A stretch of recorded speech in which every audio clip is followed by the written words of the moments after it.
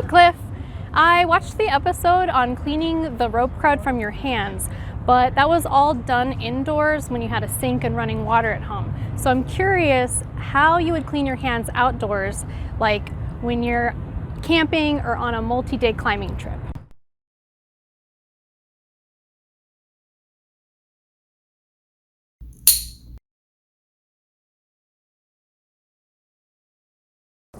Good question, Sarah. The process is the same, albeit with slightly different equipment. I camp with a washing setup. I have a jug with a tongue spout, and I set it up on my tailgate or on a rock and use it as my washing station.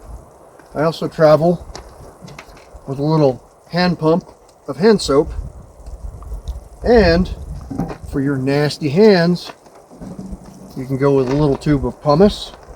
I also have a little Tupperware container that I scoop out the remnants of an older pumice container, put it in here, and it dries out, and it's essentially just like pumice flakes or pumice powder. So I scoop a little bit in my hand, I mix it in with the soap,